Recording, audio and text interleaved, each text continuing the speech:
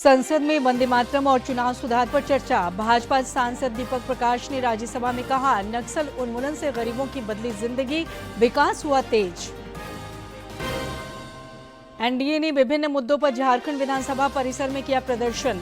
विधायकों ने अनोखे अंदाज में सरकार को चुनावी वायदे कराए याद, सत्ता पक्ष का पलटवार। कोल इंडिया के अध्यक्ष ने धनबाद में केंदुआडीह के गैस प्रभावित इलाकों का किया निरीक्षण। बोले, लोगों की जान बचाने के लिए अस्थायी विस्थापन एकमात्र विकल्प। और राज्य में फिलहाल ठंड का प्रकोप जारी, आने वाले दिनों में थोड़ी राहत की उम्मीद। सुबह के समय कोहरा रहने का पूर्वानुमान। 15 दिसंबर तक मौसम रहेगा शुष्क।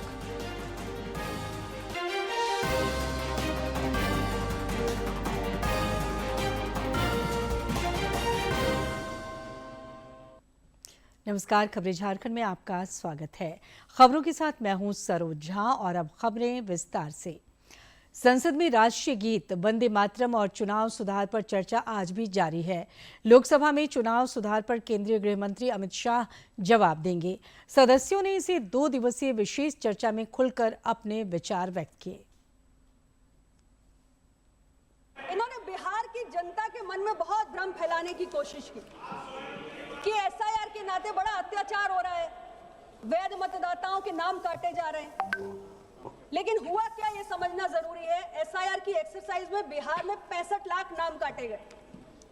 तो अगर इतनी बड़ी तादाद में वैध मतदाताओं के नाम कटे हैं तो किसी को तो चुनाव आयोग के पास आपत्ति दर्ज करने के लिए जाना चाहिए। अरे 65 व्यक्ति तो पहुंचने चाहिए अध्यक्ष जी, 65 भी नहीं पहुंचे, कोई कंप्लेन नहीं हुई। अगर कोई देश का नागरिक है और उसका नाम कटेगा तो क्यों नहीं जाएगा, इसका कोई कारण है। और उसके बाद जब चुनाव के परिणाम आए तो एनडीए की प्रचंड जीत ने इनके वोट चोरी के दावे की हवा निकाल के रख दी और इनकी बिहार की जनता ने इनकी भ्रम की राजनीति को सिरे से खारिज कर दिया। अध्यक्ष महोदय, मैं आपके माध्यम से एक और चीज कहना चाहती हूँ। यही कहानी बार बार दोहराई जाती है। जैसे आपको मालूम है कि अमेरिकी राष्ट्रपति ट्रम्प ने जो टैरिफ का निर्णय लिया, विदेश नीति के ऊपर कांग्रेस पार्टी ने जब बात आई तब बात की, आर्थिक नीति के बारे में राहुल जी ने अपनी बात रखी, नोटबंदी के ऊपर अपनी बात रखी, जब कोरोना जैसी महामारी का सुनामी आई थी तब अपनी बात रखी।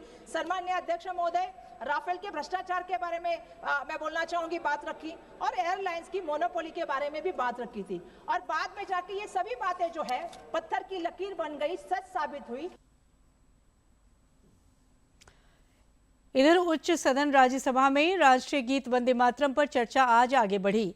इस दौरान सत्ता पक्ष और विपक्ष के सदस्यों ने राष्ट्रीय गीत के ऐतिहासिक महत्व पर प्रकाश डाला, साथ ही वर्तमान परिप्रेक्ष्य में इसकी भूमिका की चर्चा की। इस बीच केंद्रीय गृह मंत्री अमित शाह ने राज्यसभा के सभापति को पत्र लिखकर उन 9 नेताओं की विस्तृत जानकारी दी है जिन्होंने राष्ट्रीय गीत वंदे मातरम का अनादर किया। गौरतलब है कि श्री शाह ने कल राज्यसभा में राष्ट्रीय गीत पर चर्चा की शुरुआत की थी। और हाल के प्रधानमंत्री नरेंद्र भाई मोदी जी 2023 में जब वो गुजरात के मुख्यमंत्री बने तब गुजरात वो 22/8/2003 में खुद वो जिनीवा गए, श्यामजी कृष्ण वर्मा जी की अस्थि और उतनी पत्नी भानुमति की अस्थि दोनों लेके गुजरात आए और आज गुजरात में क्रांतिवीर के रूप में एक स्मृति चित्र। यह ध्यान देने योग्य है कि उस समय भी गीत के सभी 6 स्टैंजा नहीं गाए गए थे। रविंद्रनाथ टैगोर ने इसके 7 लाइंस को ही सुर दिया था, गाया था। उनके ही सलाह से बाद में महात्मा गांधी, सुभाष चंद्र बोस, सरदार पटेल, मौलाना आजाद, नेहरू, राजेंद्र प्रसाद, गोविंद बल्लभ पंत, आचार्य कृपलानी सभी ने मिलकर इन्हीं 2 स्टैंजास को स्वीकृति दी। CWC में सर्वसम्मति से इसे पारित किया गया। जैसे राष्ट्रगान जनगण मन के 5 स्टैंजास में से केवल 1 स्टैंजा को ही राष्ट्रगान का गौरव मिला। अफसोस की बात है कि आज सत्ता पक्ष ऐसे ऐतिहासिक निर्णयों को केवल पूर्व के दिग्गज नेताओं पर दोषारोपण करता है, जबकि उस समय देश विभाजन के दंश, दंगों और सांप्रदायिक तनाव से जूझ रहा था। नेताओं के सामने चुनौती थी सौहार्द बनाए रखना, शांति स्थापित करना और नवगठित राष्ट्र को स्थिरता देना। राज्यसभा में आज प्रश्नकाल के दौरान झारखंड से भाजपा सांसद दीपक प्रकाश ने देश में नक्सल उन्मूलन अभियान की सफलता की सराहना की। उन्होंने कहा कि प्रधानमंत्री के निर्देशन और केंद्रीय गृह मंत्री अमित शाह की दृढ़ इच्छा शक्ति की बदौलत देश में नक्सल विचारधारा अब अस्त होने के कगार पर है। 2014 में जब इनका शासनकाल था तो 136 जिले में नक्सलवादियों का तांडव था, लेकिन आज प्रधानमंत्री नरेंद्र मोदी जी के शासनकाल में मात्र 6 जिले बचे हैं, मात्र 6 जिले बचे। महोदय, वो भी मार्च 2026 तक उस पर भी समाप्ति करने का संकल्प देश के यशस्वी प्रधानमंत्री और अमित शाह जी ने लिया है। महोदय, मैं झारखंड से आता हूं, मैंने देखा है वहां नक्सलियों का आतंक देखा है, वहां भय देखा है और तांडव भी देखा है और नक्सलियों के द्वारा लोगों को मरते और तड़पते देखा है और इनके शासनकाल में शासन को मोदी बाबा बनते हुए भी देखा है। महोदय, झारखंड विधानसभा के शीतकालीन सत्र के चौथे दिन आज सदन में प्रश्नकाल सुचारू तरीके से चला। इस दौरान प्रभारी मंत्रियों ने सवालों के जवाब दिए। नेता प्रतिपक्ष बाबूलाल मरांडी ने दिल्ली झारखंड भवन के संबंध में मंत्रिमंडल सचिवालय के नए आदेश पर सवाल उठाए। उन्होंने कहा कि नए नियम जनप्रतिनिधियों के प्रतिकूल हैं, जिस पर सरकार को विचार करना चाहिए। संसदीय कार्य मंत्री राधाकृष्ण किशोर ने भी श्री मरांडी का साथ दिया और कहा कि सरकार इस पर गौर करेगी। कोई भी प्रमुख व्यक्ति को अगर दिल्ली जाना होता है तो हम लोग रिक्वेस्ट करते हैं।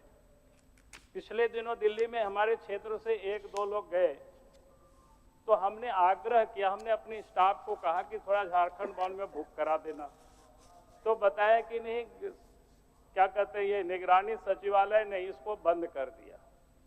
उसके बाद हमने तहकीकात करने की कोशिश की तो आपको आश्चर्य होगा अध्यक्ष महोदय, तो यहाँ वरीय सदस्य यहाँ उपस्थित है, उनकी इच्छा भी होती है कि वो अपने निर्वाचित सदस्यों के साथ या तो दिल्ली के झारखंड भवन में रहें या फिर उनके अनुपस्थिति में भी वो वहाँ रह सकते हैं। ये व्यवस्था किस तरह से निगरानी विभाग ने किया है, मंत्रिमंडल सचिवालय निगरानी विभाग ने किया है, इसकी जानकारी नहीं है, लेकिन इस तरह का कोई भी निर्णय निश्चित रूप से मंत्रिपरिषद के स्वीकृति के बिना नहीं हो सकती है, नहीं होनी चाहिए। मैं आपके इस महत्वपूर्ण विषय को ग्रहण करता हूं और इतना आपको विश्वास दिलाता हूं कि इस पर सम्यक निर्णय, सम्यक विचार सरकार करेगी। विधानसभा के अंदर जहां ठंड के मौसम में पक्ष विपक्ष के सदस्यों के बीच गर्माहट दिखी, वहीं बाहर भी हलचल तेज रही। विभिन्न मुद्दों को लेकर एनडीए ने प्रदर्शन किया, वहीं सत्ता पक्ष के विधायक ने पलटवार किया। की इंडी गठबंधन सरकार को चुनावी वायदे फिर याद दिलाए हैं। विधानसभा में खास अंदाज में एनडीए विधायकों ने सरकार को वायदा खिलाफी पर घेरा। वादे की थी चुनाव के पहले, तो वही आज हम पूछ रहे हैं, क्या हुआ तेरा वादा, ओहे मन सरकार बताइए तो, भूलने देंगे ना हम, भूलेंगे ना हम, वादा तो पूरा करना ही होगा, क्या हुआ तेरा वादा। प्रदर्शन में शामिल भाजपा के मुख्य सचेतक नवीन जायसवाल और विधायक नीरा यादव ने कहा कि पार्टी के लिए जनहित सर्वोपरि है। उन्होंने कहा कि राज्य सरकार अपने चुनावी वायदों से मुकर रही है। मैंने सभी बातों को बिंदुवार क्रमशः सरकार से जवाब मांगा था, लेकिन सरकार ने एक भी गारंटी और उन्होंने जो घोषणा किया था उस पर एक शब्द नहीं कहा। कृषि मंत्री शिल्पी नेहा तिर्की ने विपक्ष पर पलटवार किया है। उन्होंने आरोप लगाया कि विपक्ष सदन को गंभीरता से नहीं ले रहा। ड्रामेबाज हैं ये लोग और सदन में केवल ड्रामा करते हैं। विधानसभा के शीतकालीन सत्र में विभिन्न मुद्दों को लेकर आरोप प्रत्यारोप की झड़ी लगी है। सभी पार्टियां जनहित के मुद्दों पर मुखर हैं। रांची से अवधेश की रिपोर्ट। रांची से अवधेश। सदन में सत्ता पक्ष के विधायकों में तल्खी इन दिनों चर्चा का विषय है। मंत्री इरफान अंसारी और कांग्रेस विधायक दल के नेता प्रदीप यादव के बीच सदन में वाक युद्ध जैसे हालात हैं। ग्रामीण विकास मंत्री दीपिका पांडे सिंह भी काफी मुखर हैं। हालांकि उन्होंने स्पष्ट किया कि सदन की गरिमा बनाए रखने के लिए उस उद्देश्य से उन्हें हस्तक्षेप करना पड़ेगा। मुझे इंटरवीन तब करना पड़ा, एक अखबार में मैंने देखा है, वो लिखे हैं कि मैंने विधायकों के बारे में कुछ कहा है जो सरासर गलत है। जब माननीय स्पीकर जब कहने लगे बातों को और वो बहुत नाराज हो गए थे, तब मैंने प्रदीप जी की तरफ उठ करके ये कहा कि ये तरीका नहीं है आसन से बात करने का। आसन के प्रति आपको सम्मान रखना चाहिए। तो ये तमाम बातें हैं, पार्टी के अंदर की बात है। फोरम, राइट फोरम पे हम लोग अपनी बात रखे भी हैं। कोल इंडिया के अध्यक्ष सनोज कुमार झा ने धनबाद अंतर्गत केंदुआडीह के गैस प्रभावित क्षेत्रों का निरीक्षण किया। तकनीकी टीमों से जानकारी लेने के बाद उन्होंने स्थिति को अत्यंत गंभीर बताया। कोल इंडिया के अध्यक्ष ने कहा कि मौजूदा हालात को देखते हुए लोगों की जान बचाने के लिए अस्थायी विस्थापन ही एकमात्र विकल्प है। मौके पर बीसीसीएल के सीएमडी मनोज कुमार अग्रवाल और अन्य अधिकारी मौजूद थे।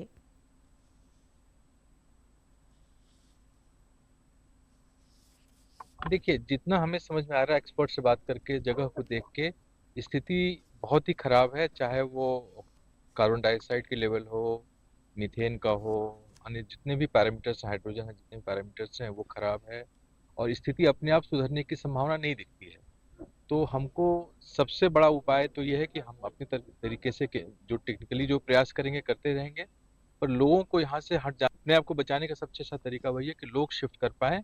हम नहीं कह रहे हैं कि परमानेंटली शिफ्ट करें, पर जो भी शेल्टर्स बना के रखे हैं वहाँ पे अपने आप को बचा के रखें, सबसे अच्छा तरीका वही है। तो सिम्फर की देश की सबसे बड़ी संस्था सिम्फर, IIT ISM, हमारे एक्स डायरेक्टर पानीगनी साहब की टीम, CMPDI की टीम सब लगी। आप लोग तो सब यहाँ के हैं, सब देख भी रहे हैं।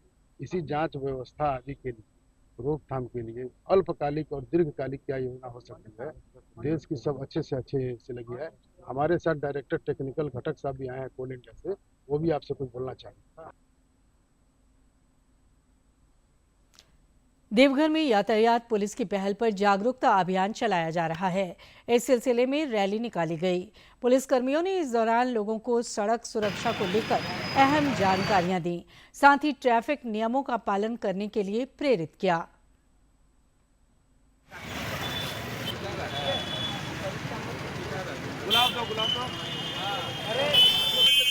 दुर्घटनाओं से अगर रखना है दूरी, दुर्घटनाओं से अगर रखना है दूरी, वाहन नियंत्रण गति में चलाना है, वाहन नियंत्रण गति में चलाना है।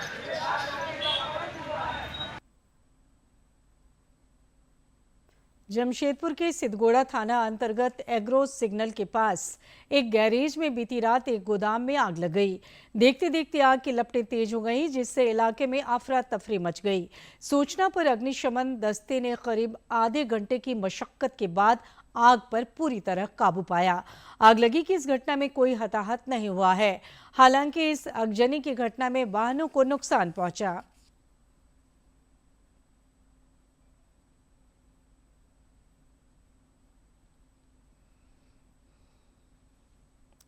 देवघर में एक तरफ जहां लोगों को सड़क सुरक्षा के पाठ पढ़ाए जा रहे हैं, वहीं बाबा नगरी में सड़क दुर्घटनाएं रुकने का नाम नहीं ले रही हैं। नगर थाना क्षेत्र में एक दिल दहलाने वाली सड़क हादसे की तस्वीर सामने आई है। सीसीटीवी फुटेज से निकली ये तस्वीर काफी भयावह है।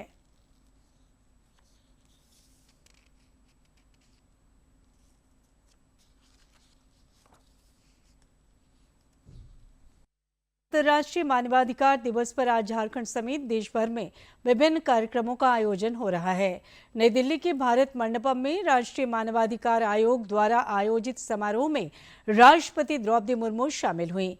इस दौरान उन्होंने कहा कि आज ये बड़े संतोष की बात है कि पिछले कुछ वर्षों के दौरान राष्ट्रीय मानवाधिकार आयोग ने अनुसूचित जाति तथा जनजाति समुदाय के लोगों तथा महिलाओं और बच्चों से संबंधित मामलों का स्वयं संज्ञान लिया है। पिछले कुछ वर्षों के दौरान राष्ट्रीय मानवाधिकार आयोग ने अनुसूचित जाति तथा अनुसूचित जनजाति समुदायों के लोगों तथा महिलाओं और बच्चों से जुड़े अनेक विषयों का स्वयं संज्ञान लिया है। मुझे बताया गया है कि अब तक आयोग ने लगभग 3000 मामलों का स्वयं संज्ञान लिया है। कारागारों में बंद अंडर ट्रायल लोगों से जुड़े विषय पर मैंने अपने विचार व्यक्त की थी।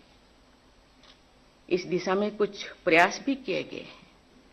मुझे ये जानकर प्रसन्नता हुई है कि मानवाधिकार आयोग द्वारा इस वर्ष आयोजित स्थापना दिवस समारोह के अवसर पर human rights of prison inmates विषय पर व्यापक विचार में विमर्श किया गया है। माइक्रोसॉफ्ट के सीईओ सत्य नडेला ने कल नई दिल्ली में प्रधानमंत्री नरेंद्र मोदी से मुलाकात की। इसके बाद उन्होंने भारत के एआई बुनियादी ढांचे में $17.5 अरब के निवेश की घोषणा की, जो 2026 से 2029 के बीच होगा। भारत को आर्टिफिशियल इंटेलिजेंस का हब बनाने की दिशा में अग्रसर सरकार के प्रयासों को और ताकत मिलने जा रही है। दुनिया की दिग्गज टेक कंपनियां भारत में बड़ा निवेश करने जा रही हैं।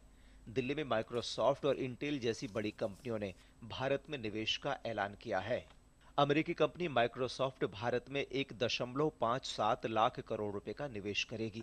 कंपनी एआई के साथ ही डेटा सेंटर और क्लाउड कंप्यूटिंग के क्षेत्र में इंफ्रास्ट्रक्चर तैयार करेगी। प्रधानमंत्री नरेंद्र मोदी से मुलाकात के बाद सत्य नडेला ने कहा कि एआई के क्षेत्र में दुनिया भारत की तरफ देख रही है। वहीं माइक्रोसॉफ्ट के सीईओ से मुलाकात के बाद प्रधानमंत्री नरेंद्र मोदी ने सोशल मीडिया पोस्ट कर लिखा कि भारत के सपने को सपोर्ट करने के लिए माइक्रोसॉफ्ट 1.57 लाख करोड़ रुपए लगा रही है। ये एशिया में हमारा अब तक का सबसे बड़ा निवेश है। इससे भारत में एआई के लिए मजबूत इंफ्रास्ट्रक्चर बनेगा। लाखों लोगों को नई स्किल्स सिखाई जाएंगी और अपना डेटा अपने पास सुरक्षित रखने की ताकत भी मिलेगी। बस यही चाहिए था भारत के एआई वाले भविष्य के लिए। इंटेल के सीईओ लिप बूतान ने भी प्रधानमंत्री नरेंद्र मोदी से मुलाकात की और भारत में सेमीकंडक्टर मिशन को पूरा समर्थन देने का वादा किया।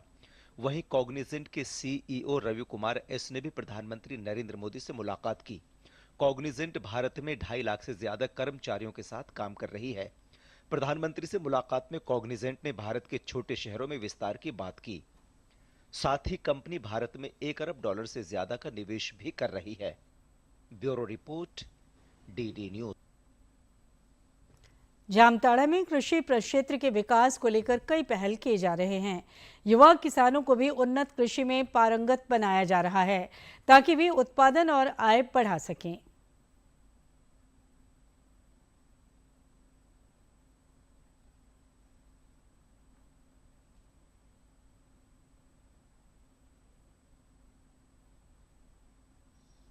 इस प्रशिक्षण कार्यक्रम में किसानों को आत्मनिर्भर बनाने पर जोर दिया जा रहा है।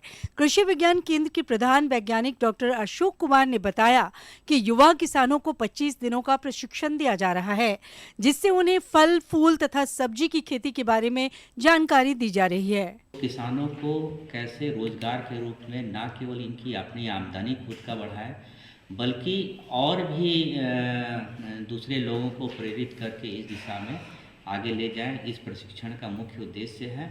इस प्रशिक्षण के महत्व को समझाते हुए जिला कृषि पदाधिकारी लव कुमार ने बताया कि किसानों को ये जानकारी दी जा रही है कि जामताड़ा जिले में कैसे ग्राफ्टिंग प्लांट तैयार कर उसकी सप्लाई की जाए। इसके अलावा कैसे यहाँ के किसान पेशेवर माली बने, इसकी तकनीकी जानकारी दी जा रही है। 25 दिवसीय माली प्रशिक्षण का ट्रेनिंग दिया जा रहा है, जिसमें किसानों को कम से कम 200 घंटे ट्रेनिंग दिया जाता है, जिसमें ग्राफ्ट, बूटी, एयर लेयरिंग ये सब बनाने की विधि बताया जाता है, जिससे वो एग्रीकल्चर प्रोफेशनल के रूप में निकलें और माली का कार्य करें। ये कार्यक्रम केंद्र सरकार के उस प्रयास को दर्शाता है जिसके तहत किसान की आमदनी बढ़ाने और उन्हें आत्मनिर्भर बनाने पर जोर दिया जा रहा है। प्रशिक्षणार्थी मोहम्मद शोएब अहमद ने कहा कि उन्हें पेड़ पौधा लगाने और प्रकृति से जुड़ने के बारे में बताया जा रहा है ताकि फसल का पैदावार बेहतर हो। वहीं प्रशिक्षणार्थी समीर मंडल ने कहा कि उन्हें ये जानकारी दी जा रही है कि 100% मेहनत के बावजूद खेती में उत्पादन कम क्यों होता है और उसे कैसे बढ़ाया जाए। मैं ट्रेनिंग कृषि पशुपालन एवं सहकारिता विभाग के द्वारा ट्रेनिंग में युवाओं का माली प्रशिक्षण कार्यक्रम 200 घंटा सर्टिफिकेट कोर्स का कार्यक्रम पूरा हो रहा है, जिसके तहत हमें बहुत से प्रकृति के बारे में समझाया जाता है। प्रकृति में हमको जुड़ाव कैसे होना है, हम लोग को पेड़ पौधा कैसे लगाना है, हम लोग को ग्राफ्टिंग वगैरह कैसे करना है, टमाटर का ग्राफ्टिंग कैसे करना है ताकि बड़ा फले और ज़्यादा विकास हो। हम लोग जो केंद्र की सरकार की पद्धति से जो किसी विभाग का ट्रेनिंग चल रहा है उससे हम लोग जो 100% खेती लगाते हैं, जैसे सरसों, गेहूँ, आलू वगैरह, उसमें हम लोग मेहनत तो करते हैं 100%, लेकिन हम लोग को टर्नओवर नहीं मिलता है उतना। लेकिन केंद्र सरकार ने ये योजना ठाना है कि किसानों को 100% ट्रेनिंग देके राज्यों को और सरकार को ये बेरोजगार है उसको कम करने के लिए, सरकार को मुआवजा प्राप्त करने के लिए और जो बेरोजगार है उसको नष्ट करने के लिए, और ये जो प्राकृतिक का जो ये है उसके साथ आत्मा को जोड़ने के लिए हम लोग खेती करने की कोशिश रखते हैं। इस प्रशिक्षण कार्यक्रम के माध्यम से युवा किसानों को ये बताने का प्रयास किया जा रहा है कि खेती को व्यवसाय के रूप में अपनाकर वे अपने भविष्य को संवार सकते हैं। यही कारण है कि प्रशिक्षण प्राप्त कर रहे किसान काफी उत्साहित दिख रहे हैं। डीडी न्यूज के लिए जामताड़ा से उज्जवल की रिपोर्ट। जमशेदपुर के गोपाल मैदान में चल रहा स्टेट हैंडलूम एक्सपो लोगों के आकर्षण का केंद्र बना हुआ है। एक्सपो में पारंपरिक पाइतकार पेंटिंग ने दर्शकों का ध्यान अपनी ओर खींचा है। प्राकृतिक रंगों और जीवंत कथाओं से सजी ये पेंटिंग्स कला प्रेमियों के बीच चर्चा का केंद्र बनी है।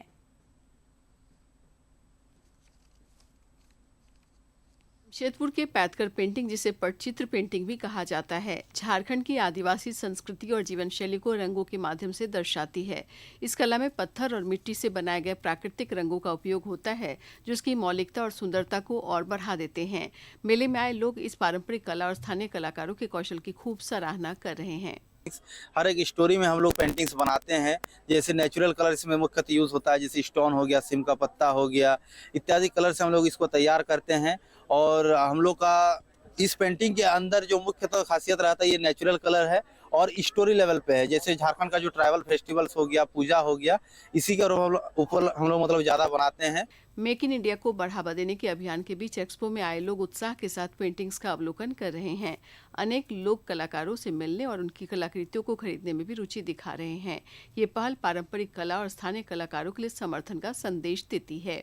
अपना झारक्राफ्ट का है, झारखंड का है, नेक्स्ट है कि हैंड पेंटिंग है, हैंडीक्राफ्ट्स का बढ़ावा हो रहा है, स्मॉल स्केल इंडस्ट्रीज का भी लोगों के लिए बहुत अच्छा एक एडवर्टाइजिंग हो रहा है। यूनिक है तो इनका झारखंड का डिफरेंट है ना पेंटिंग, तो ये कल्चर वाला ये आर्ट हमको यूनिक लगा। जैसे उड़ीसा का पट्टचित्र है वैसे मैं वो खरीदी, तो यहाँ पे आई हूँ झारखंड। हाँ, झारखंड आए हैं तो यहाँ का ट्राइबल का ये पेंटिंग देखी। स्टेट हैंडलूम एक्सपो 2025 में पैतकर पेंटिंग ने न केवल कला प्रेमियों का दिल जीता, बल्कि स्थानीय कलाकारों और झारखंड की सांस्कृतिक विरासत को वैश्विक मंच पर पहचान दिलाने का अवसर भी दिया। इस प्रदर्शनी ने साबित कर दिया कि पारंपरिक कला आज भी लोगों को जोड़ने और प्रेरित करने की ताकत रखती है। डीडी न्यूज के लिए जमशेदपुर से कुणाल शर्मा की रिपोर्ट। प्रधानमंत्री नरेंद्र मोदी के आह्वान पर वोकल फॉर लोकल अभियान को बढ़ावा देने के लिए विभिन्न स्तर पर प्रयास हो रहे हैं। इसी के तहत जामताड़ा में स्वदेशी हस्तशिल्प मेला का शुभारंभ किया गया। इस मेले में देश के विभिन्न प्रदेशों के स्वदेशी उत्पाद के स्टॉल लगाए गए हैं। जामताड़ा के गांधी मैदान में लगे स्वदेशी हस्तशिल्प मेले का उद्घाटन नगर पंचायत के पूर्व अध्यक्ष सह भाजपा नेता वीरेंद्र मंडल ने किया। उद्घाटन के दौरान वीरेंद्र मंडल ने कहा कि ये मेला प्रधानमंत्री के वोकल फॉर लोकल के आह्वान पर किया गया है, जहां लोगों से स्वदेश में बने सामानों का उपयोग करने और उसे बढ़ावा देने का आग्रह किया गया है। अपने देश के यशस्वी प्रधानमंत्री आदरणीय नरेंद्र भाई मोदी जी का ये आह्वान है लोकल फॉर वोकल, यानी जो है लोकल बनी हुई सामग्रियों को जो है हमको खरीदना है, हमें प्रोत्साहित करना है और लोकल बनी हुई सामग्रियों को ही दैनिक जीवन में हमें यूज करना है। उसी उद्देश्य से इस मेले का शुभारंभ किया गया है। मेले में कपड़ा, दैनिक उपयोग के सामान सहित विभिन्न प्रकार के खाद्य पदार्थ तथा जड़ी बूटी की दवा बेची जा रही है। मेला घूमने आए अशोक कुमार तिवारी ने बताया कि यहां 10 राज्यों से स्वदेशी सामान को मंगाया गया है और बेचा जा रहा है।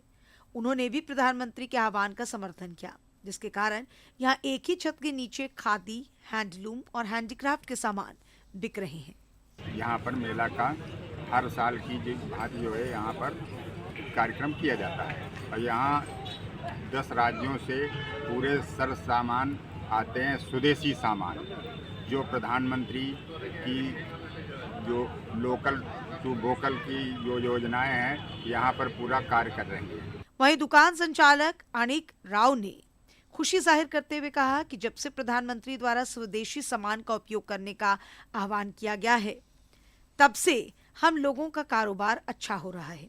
उनकी दुकान पर स्वदेशी जड़ी बूटी की दवाई बेची जाती है, जिसका लोगों को किसी प्रकार का नुकसान नहीं होता है। जब से नरेंद्र मोदी बेटा है, जब से हमारा स्वदेशी को जड़ी बूटी का ही चल रहा सर। नेचुरल चीज़ है सर, गैस, कब्जी, एसिडिटी के लिए ये स्वदेशी बिल्कुल अपना देश का, भारत का चीज़ है सर।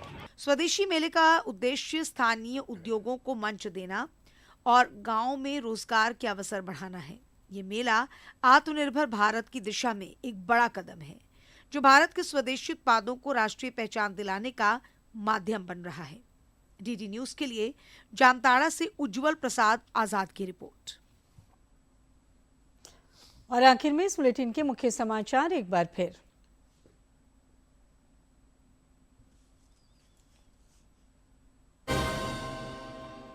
संसद में वंदे मातरम और चुनाव सुधार पर चर्चा। भाजपा सांसद दीपक प्रकाश ने राज्यसभा में कहा, नक्सल उन्मूलन से गरीबों की बदली जिंदगी, विकास हुआ तेज।